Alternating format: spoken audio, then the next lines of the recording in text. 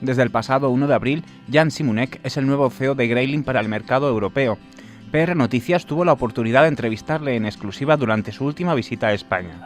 El CEO tiene como meta conseguir que el modelo de la compañía global funcione con eficiencia en todo el mercado europeo y poder ofrecer un valor añadido frente a las agencias locales. In terms of the future, we clearly want to look at the Europe as a region. We want to divide that into 6 micro-regions. So we already have in Central and Eastern Europe 3, which is Central Europe, Southeastern Europe, Russia, CIS. We have the DACH region, the Nordic region, and then the Western European micro-region. We feel that this will give us the right opportunity and provide the proper service offer to our clients in terms of the multi-country mandates. Clearly, Spain will be very important given the size and also the history and consistency which we had in Spain.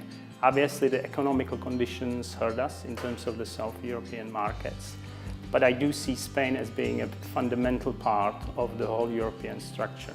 First of all, there is a greater demand on clearly demonstrating the business impact. What I mean by that is that our activities and KPIs are very much now linked to how we can help with the business development. And this really fundamentally changed the way each agency is providing their proposals and also the projects. At the same time, there is a great demand on the seniority and the consultancy and the type of people we are actually having in our agencies. That means that we need to really provide people which understand the sector where the obviously client is operating in, and also they are able to really provide the strategic consultancy rather just the execution. Clients are far more now after the strategic consultancy than just the execution.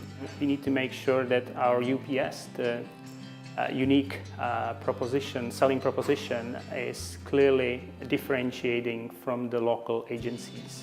So when we get obviously invited into the tenders, and we will be primarily focusing on the multi-country mandates, we are able to demonstrate to our clients the added value, not just from what we can do locally in each market, but also how we can coordinate the activities across. Companies are obviously looking after the most effective way of getting their messages towards the stakeholders. For that, the digital and social part is very important, obviously. I think it also depends on how the agency is able to put forward the integrated campaign, which I was mentioning, with the proper KPIs. So I think on one hand, the traditional advertising doesn't work anymore.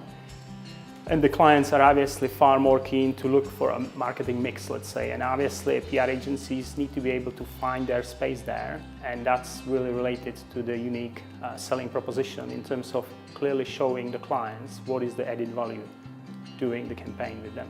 The new vision of Grayling is really to be the true global PR network and to provide the proper service across all the markets globally. And I think that's the model which we see that in the next 2-3 years we will be able to get to.